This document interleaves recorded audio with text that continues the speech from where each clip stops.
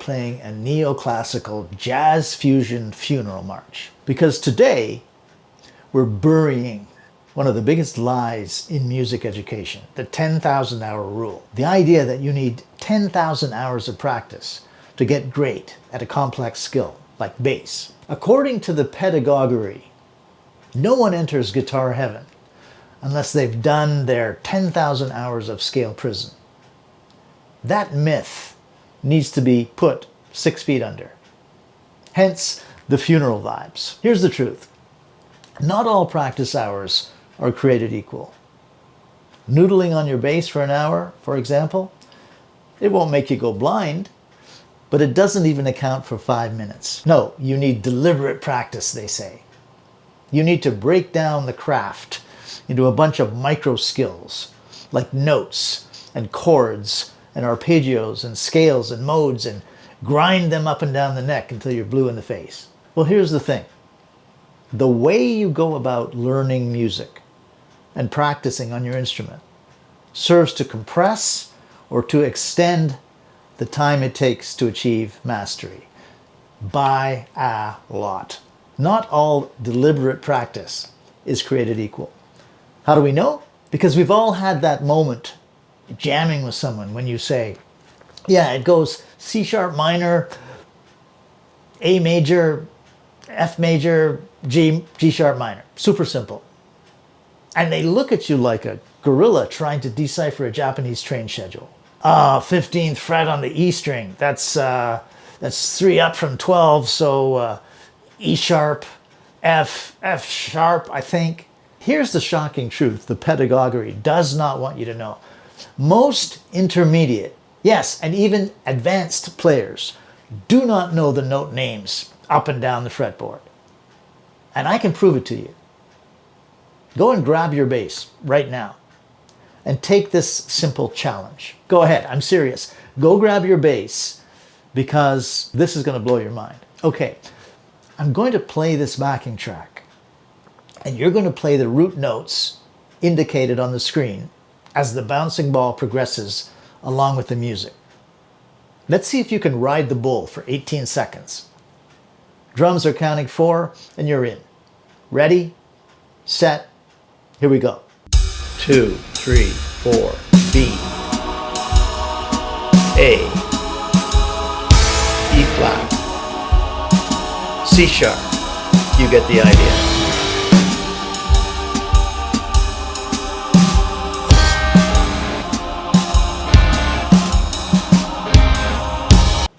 So how'd you do? If you nailed it, congrats. Now, try it above the 5th fret. Yeah, exactly. See, the way we're taught the notes practically guarantees we will never know them. Play all the white key notes up and down the neck while saying their names. Play all the A's, then all of the B's, then all of the C's. Yeah, you learn how to figure out notes, but you never build muscle memory. Why? 1, you're learning in alphabetical order. You're learning the alphabet, not the fretboard, unless your gig is playing Do Re Mi at Disneyland. And 2, no one is going to repeat that boring drill enough for it to stick. Nobody. Well, I'm going to show you how to fix this problem right now. And learning the notes is just one example. Music teaching, basically in the dark ages, across the board. There's a far better way. This particular challenge, for example, I call it the chart reading challenge, is specifically designed to force you to burn the note names for each fret up and down the neck deeply into muscle memory so you can actually use that knowledge while you are playing. And there are 2 ways that it does this. 1, there is no pattern to this. The root notes are completely random. You cannot learn the pattern of notes on the fretboard the way you typically learn a piece of music. It's 193 chords that never repeat. It's the mother of all chord progressions. The only way to play it is to see the note on the screen and know where the note is on the fretboard. And the second reason this challenge works so well, the root notes are random, but the harmonies are not. The harmonies make sense. They're musical. They're going places, creating tension and release. Your brain lights up. So it's fun, not mindless, not a treadmill of doom. And that means that if you do this 8-minute exercise, this enjoyable 8-minute chart reading challenge every day for not even a week, you will know the names of the notes up and down the fretboard better than 98% of all bass players alive today. So I'm going to play through it now and give you some tips on using it to gain mastery. And you get the backing track, no bass on it, slowed down so you can muddle through it, and also sped up faster than I'm doing it now for when you get better. And you get all that plus a whole bunch more of these skill building challenges when you join my Patreon at the link below this video. And there are infinite ways to do this challenge. Play way up the neck, move around the neck, play 1 note on each string, 2 notes per string, 3 notes, play 4 notes on each string. Make up your own games. Watch.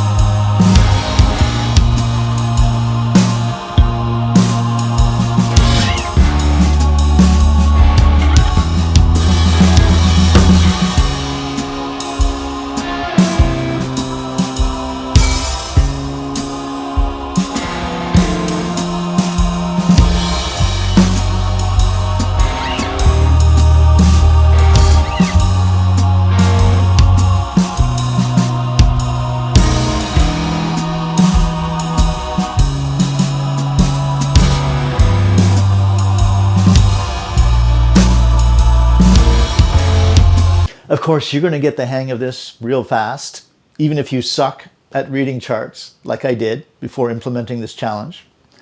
And then you can start reading the chord symbols as well. And maybe you start adding some thirds and walking through this in half notes. And if you make a mistake, don't worry about it. Make it like you mean it and keep going.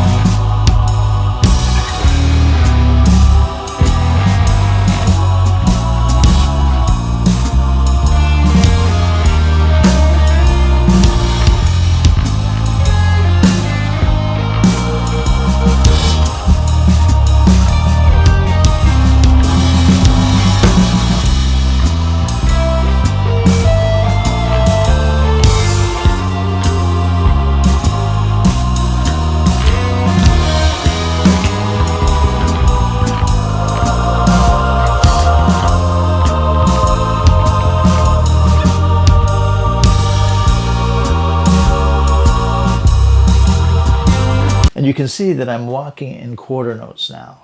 And here's a little tip for you in reading these symbols. They look kind of complicated, but there are really only a few types of chords that you have to recognize and process. And you're primarily concerned with the 3rd and the 5th and the 7th. If you see a lowercase m in the symbol, you're playing a minor 3rd, like this. or like this, or like this, or like this. No lowercase m in the symbol, then the third is major, like this, or like this, or like this, or like this. And usually, unless otherwise indicated, the fifth is perfect, like this, or like this. Unless you see a flat 5 in the symbol, in which case the fifth is a tritone, like this, or like this.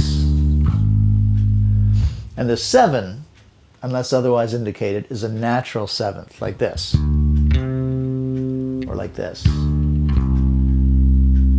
But if you see the letters M, A, J before the 7, then it's a major 7, which is like this,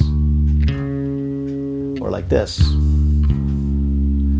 And when you see the letters D, I, M for diminished, then you've got one of these, a stack of minor thirds. And when you see a plus sign in the symbol, that means augmented, which is a stack of major thirds, like this. And once you know how to read these symbols, you can then start walking in quarter notes.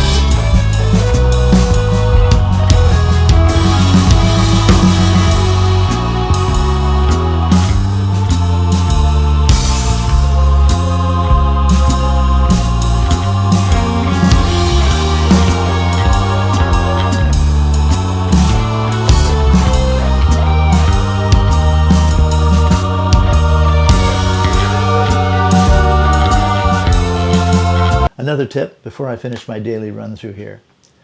Learn all of the different fingerings for each type of chord, both ascending and descending. For example, a minor 7 arpeggio ascending from the index finger position looks like this: root, 3rd, 5th, 7th. And also this: root, 3, 5, 7. Descending index finger position: root, 7th, 5th, 3rd. Middle finger position, ascending: root, 3, 5, 7. Descending: root, 7, 5, 3. Pinky finger, ascending: root, 3, 5, 7. Descending: root, 7, 5, 3. And once you know these two patterns, ascending and descending, root, 3, 5, 7, you can easily figure out any type of chord.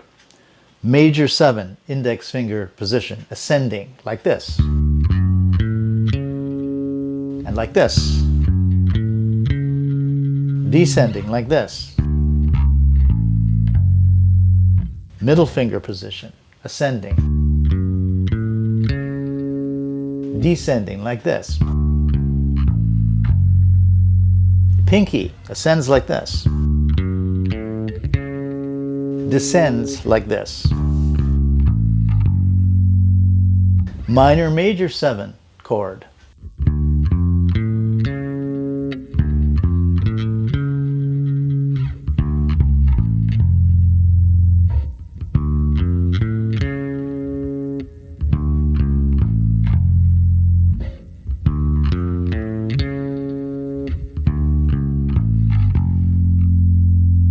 And then no matter which way you're approaching the root note, you've got runway to execute some permutation of these patterns. So I'm playing out. Watch the whole thing. No danger of you remembering it. Your brain can't cheat. Completely random, deliberate practice.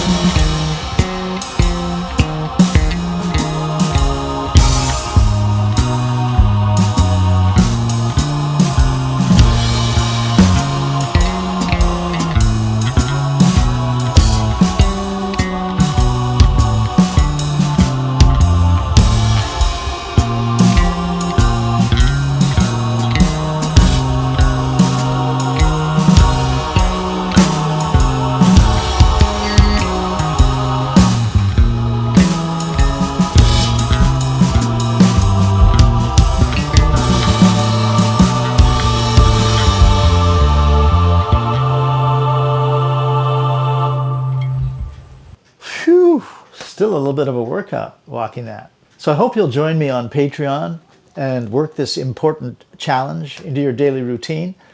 As I mentioned, you'll get the backing track with just the drums, guitar, and keys, no bass, with the bouncing ball chord chart, uninterrupted, beginning to end, and you'll get it in 3 tempos, 1 slower and 1 faster, because it's super important to have the notes baked into muscle memory, up and down the neck, forwards and backwards. It'll help you to develop as a bass player much faster.